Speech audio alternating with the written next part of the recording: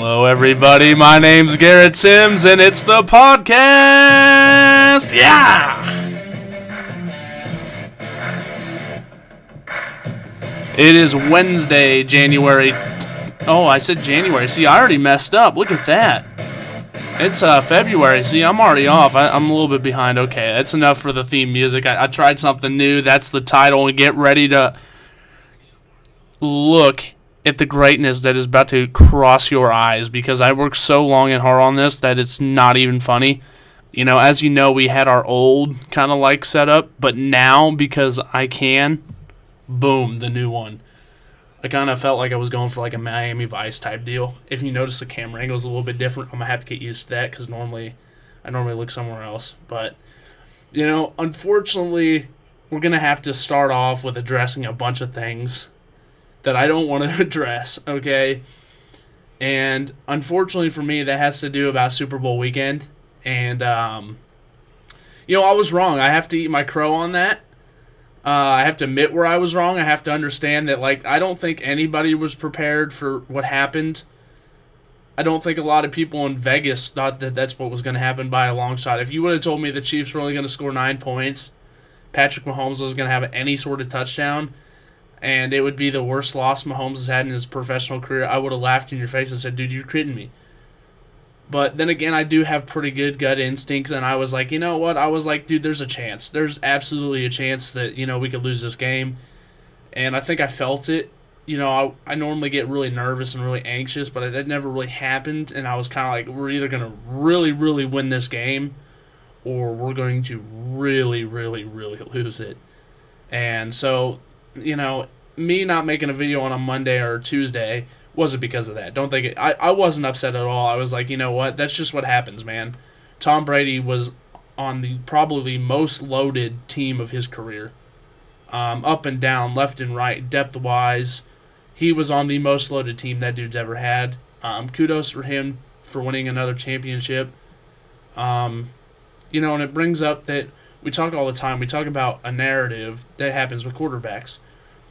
When a quarterback wins a Super Bowl, or when they win a lot, we say, what weapons does he have? You know, Aaron Rodgers, you always give Aaron Rodgers the benefit of the doubt because he's got Devontae Adams and Aaron Jones. And other than that, not really a lot. Russell Wilson has DK Metcalf, and really, you start looking around, that's about it. You know, Patrick Mahomes' narrative was, look at the weapons he has. And one of the biggest arguments I could make is, listen, Alex Smith had Kelsey and Hill too. And he only took him as far as the divisional round. Couldn't get him to the championship, you know. They draft Mahomes, he takes him to the championship, and is one drive away from virtually going to his first Super Bowl and arguing how well the Rams played, probably winning his first Super Bowl. So we create this narrative that Mahomes is on a stacked roster. But after Brady wins that Super Bowl, we sit back and we say, listen, Brady won that Super Bowl. Listen, I'm not trying to take anything away from Tom Brady, because I don't want to take away from greatness, but what you have to understand is that team was the most loaded team I think I have ever seen in my life. I can't think of a team up and down that had such great depth wherever you looked. I say that because they have a quarterback that's a little above average. You know, and he's playing really well, but didn't play above average when he was at New England in his last year, and played a little bit above average because of the weapons he had around him. He has 2 tight ends that could be tight end ones anywhere they choose to go. He has an offensive line that I would argue is the best offensive line in the league. He has 2 wide receivers that could be number 1 wide receivers anywhere they chose to go, along with Scotty Miller and AB, who could really be 2s. It's not a far stretch to say Scotty Miller could be a number 2 wide receiver, because we've seen guys like Cole Beasley be one. And then you go to the running backs. Listen, Leonard Fournette was a dominant player with Jacksonville.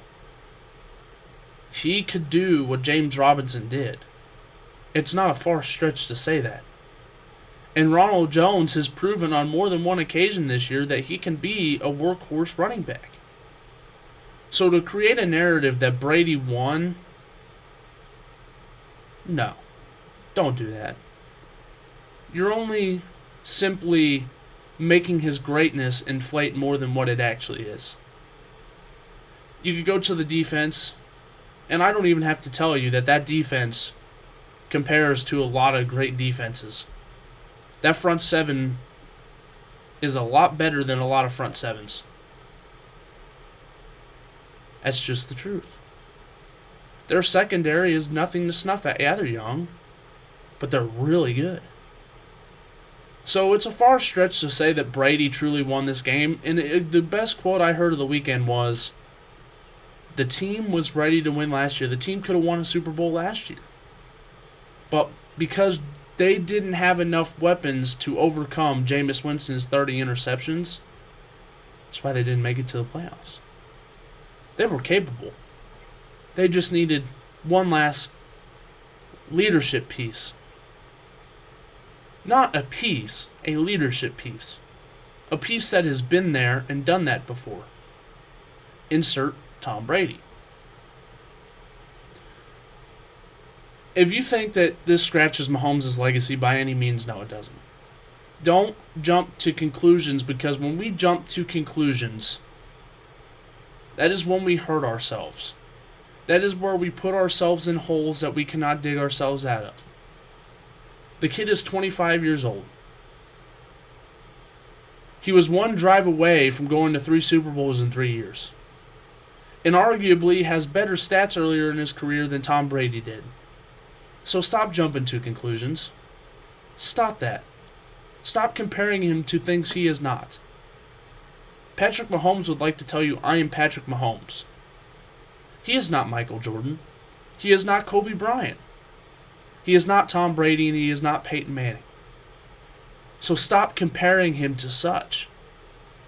You can compare statistics all you want. You can compare appearances to all you want to do. You can vice versa it, throw it against whoever you want to throw it at. But at the end of the day, Mahomes is his own person. And his legacy will be decided by Patrick Mahomes and not anybody else. What you say tomorrow will not dictate who he is as a player. Who will dictate who he is as a player is him himself. And that's what I've come to learn over this weekend. Everybody's saying, what would this championship do for Mahomes' legacy? Listen, it's too early to decide what his legacy is going to be. He might still be one of the greatest quarterbacks of all time because of his talent. That kid has such an awareness of and to know where his receivers are at. We just haven't simply seen anything like it. He made throws that I don't think any quarterback you could say, listen, go make that throw, and he's going to make it. He was horizontal to the ground. Threw the ball right at Darrell Williams' helmet. Hit him right in the face mask. Right through the hands, right at the face mask. You know, you can say Aaron Rodgers can do a no-look pass. You can say Matthew Stafford can do a no-look pass. I get that. Not really that hard to do, considering how many people have done it. There's a lot of people that can do it. Who can do it in a game is a little bit different. But to say that this kid isn't special, just simply not true. He is. He truly is. But you got to stop acting like he's somebody who he's not. He is not Tom Brady. Tom Brady is the greatest of all time. You want to know why he's the greatest of all time? Because he's the greatest success story of all time. His attributes aren't something to behold and amaze. Yeah, he throws the ball hard. Yeah, he throws it accurate. So could Kurt Warner. So could Phillip Rivers. The only difference is Brady was more successful. Had better teams. All throughout the week of the Super Bowl, they said, listen. They said, it's Mahomes versus Brady, and I kind of snuffed at it and said, listen, the quarterback matchup is Mahomes versus Brady, but this is team versus team. It is offense versus defense and defense versus offense, and there's no such other way to look at it. It is a team effort. Mahomes cannot play defense. So to say that the game was between Mahomes and Brady, ridiculous. I get that's what the matchup is that everybody wants to watch. But the Chiefs' defense played a huge factor. So did the Bucs. This game was a defensive game. The score didn't seem like it, but it was. It was which defense was going to make more mistakes that would lead to them getting hurt in the future. And some players can sit there and blame the fans. They can. I will not. I knew all season they were having stupid penalty flags, PIs, and that they were doing things that I did not necessarily think that would help them in the future. I was nervous. They would do those things against the Jets. They would let, even in a game versus the Jets, they still had a couple penalties that were like, come on, those wide receivers aren't burning you, nor should they. Tom Brady did a great job adjusting and making sure that the Chiefs' front four, arguably the strength of their defense, could not touch him. That's what great quarterbacks do. That's what good quarterbacks do. He made the Chiefs' defense look awful. He took advantage of them every chance they could take advantage. I'm not going to sit here and blame things that are out of the control of the Chiefs. Because at the end of the day, you control what you can control. And yeah, you can blame other things and other obstacles that get in your way, but at the end of the day, there's only one thing that you as a person can truly control, and that is yourself. And in that instance, yeah, the Chiefs gave up penalties. No matter what they did, other than maybe not hold, penalties are still going to be called. And there's nothing you can do about it. It's how you rebound and take that flag and battle back, because it's a form of adversity that you got to battle. And instead of saying, listen, shake it off, we're fine, they decided to get frustrated and let Tom Brady get in their heads. You watch that game, and that's my takeaway. They let things they couldn't control eat at them. And Tom Brady started getting in their heads and virtually caused the self-destruct switch to just blow up. That not only crippled the Chiefs' defense, but the entire Chiefs team, leaving Patrick Mahomes to play Superman. But this time there wasn't a happy ending for Superman. Unfortunately, this time he got beat by a Batman. That's just what happened. I was watching the halftime show, and I'm not a big halftime show guy anyway. I think it's there to be there. But Boomer Eisen and Nate Burleson said something that caught my eye. And I said, I'm not going to blame the refs. But for the first time in my existence of watching football, I noticed them say something that I've never heard before. They said the refs have to stop dictating this game. And it questioned me. I was like, well, what do they mean by this?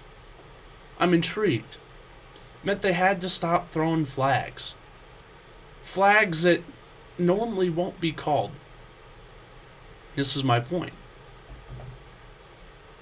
They played the Bills, and they play this thing. Their defense uses a sticky coverage. You know, they hold a little bit. That's the point. But there wasn't a lot of PI calls in that game. It wasn't. So then you go to the Super Bowl. The refs just needed to let them play. And instead of doing so, they threw more flags. They disrupted it. They disrupted what everything had, disrupted the momentum at all kinds of moments, disrupted certain momentums that the Chiefs defense was getting, and I'm not saying that I'm not going to blame it on that. I'm not going to blame that's the reason they lost, because you should be able to overcome that. Even if they don't get those calls, the Chiefs offense was still really bad because of some O-line injuries. My point is, is just because in a Super Bowl you don't have to justify everything you do by throwing a flag. Just because it's a Super Bowl doesn't mean you can't let the best of the best battle it out. Let them. Jalen Ramsey is one of the most notorious trash talkers. But you have to give Ramsey respect where it's due. When he talks, it's normally pretty truthful. And he'll back it up. And he even tweeted out, he said it's ridiculous.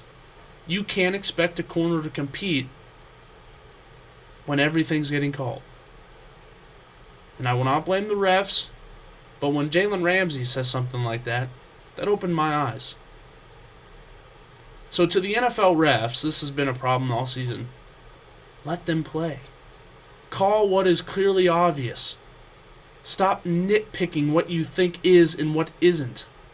Because there was a couple that was questionable. If it's questionable, take a few seconds to think what you just saw and then throw it. You cannot dictate a game by a yellow flag. It should be dictated by matchups of players versus players. The penalties are there to stop one player from having an advantage over another. That's what it's there for. Rules set in place to make sure that one does not have an advantage over the other. That is what it is.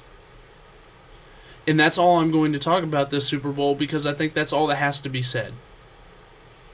That is my gist of it. I have thought about this so much. And that's why I decided to open up with it. Because I deserve to eat a little bit of crow and say, listen, I'm wrong. I thought it was going to be a different outcome, but I bet you there was millions of Americans that thought the same thing as well. And let me tell you something. Tampa's going to be in for a rude awakening. Because it's very hard to repeat. And what's tough for them is they have a lot of contracts to sign. And maybe they get lucky and they bring all of them back. Then Tom Brady will have another stacked team. But I'd like to see somebody challenge him a little bit. Maybe instead of having Mike Evans, Chris Godwin, AB, and Scotty Miller, maybe he only has Mike Evans, AB, and Scotty Miller. Maybe Chris Godwin leaves. Maybe he only has one main linebacker on the defense. Maybe their front seven isn't as good as what it will be, but it will still be decent because they have Vita Vea under contract. Shaquille Barrett got 2 rings. One of them he was a rookie for. Second one, he balled out. Do you not think he wants to get his money now? Do you not think he's deserved that? Do you think Ndamukong Suh's going to come back? Maybe, maybe not. Maybe he wants a little bit too much. Do you think JPP is going to come back? Listen, it's going to be an interesting offseason for the simple fact of it's very hard to repeat. There are not many teams that can string together 16 games in the regular season alone where they play really, really well. Then hopefully to add 2 on top of that and then a Super Bowl. So 19 games a season where you have to play really, really good. But then to add another 19 on top and be almost perfect in the last 2, there's a reason it doesn't happen that often. There's a reason that it's so special in the sport of football. And that's what makes football special. Is that dynasties are truly great. The Patriots dynasty is long over with. And maybe they'll be successful in the future. But that's an oddity. You do not see that happen a lot. You don't see 6 rings. You may see 3, you may see 2. But you don't see 6. And that's what made it truly great. And what makes the game of football great. That you can have a truly great team, but fall short at the end. because it's so hard, so grueling to complete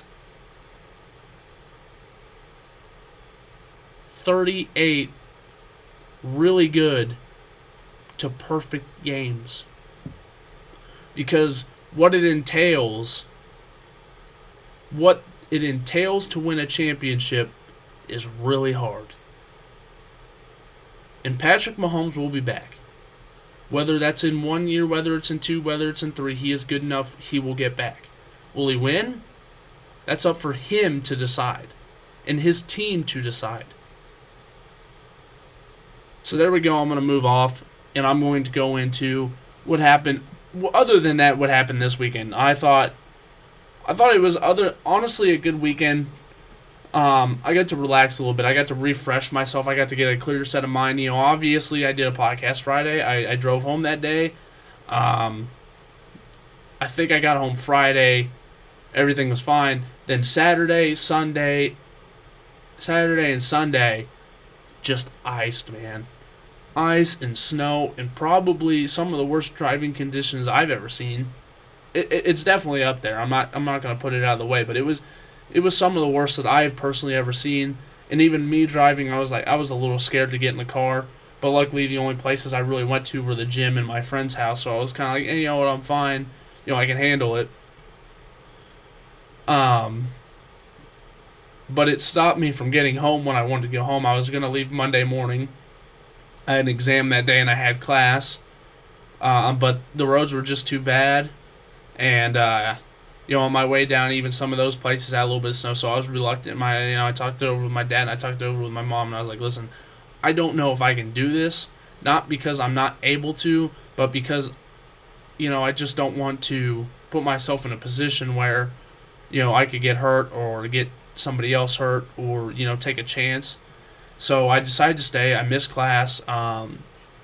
Emailed my teacher what happened and been like, hey, there's a lot of bad conditions. I said, and that's partially on me for going home when I probably shouldn't have. But, it's just things you live with. I took my exam. I'm still waiting on an email from my teacher because I think it might have messed up. I'm hoping it messed up. I felt really confident. Either way, I'm still feeling confident about it. But I had to leave yesterday, and I think I left about 11. So I actually...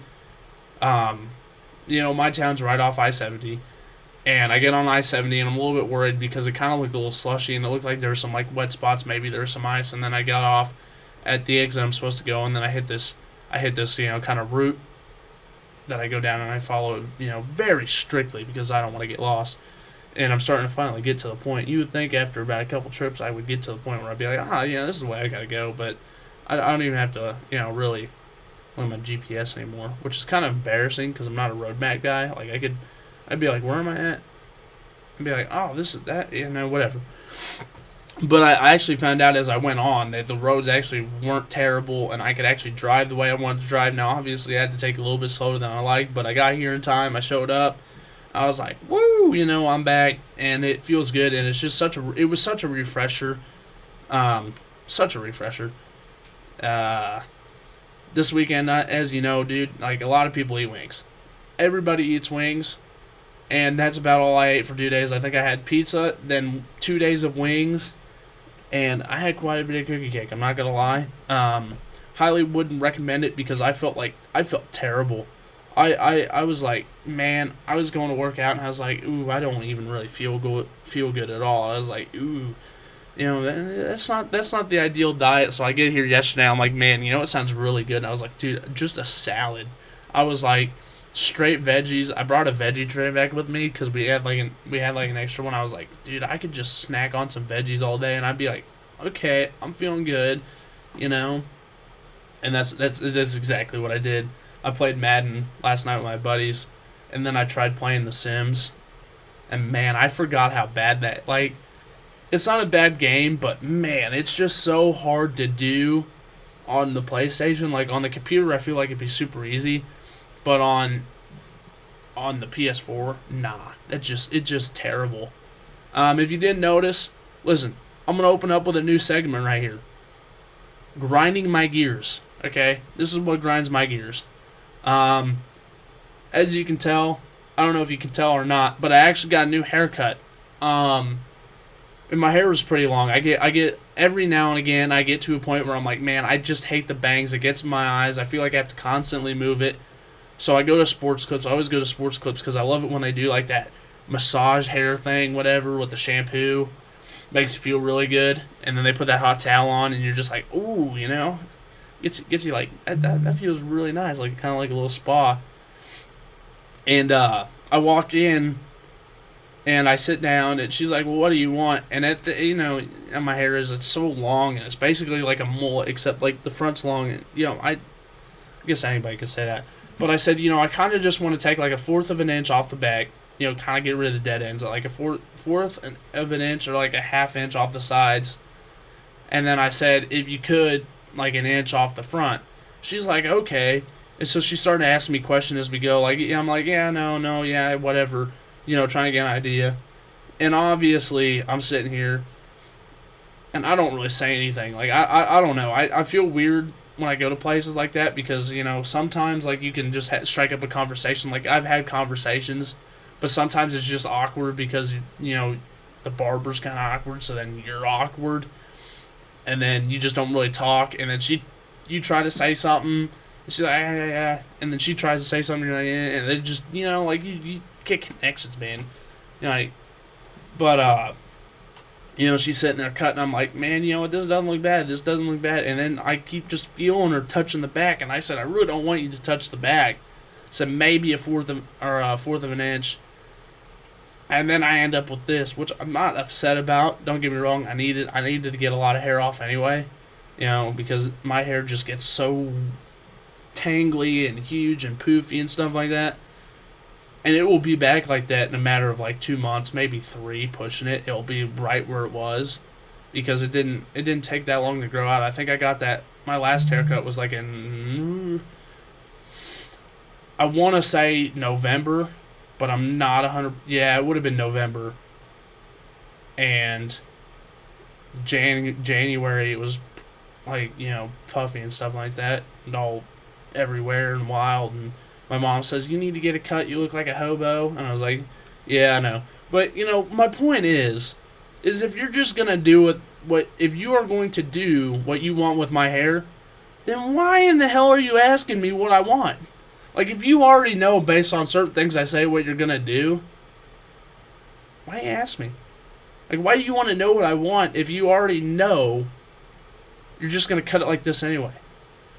Like, you know what I mean? Like, I have said 3 different things to 3 different barbers, and they give me the same thing every time. And I'm like, is this just all you know how to do? Like, I'm not trying to be a jerk or anything, because I had a cousin that went through hair school or whatever they call it, barbershop school.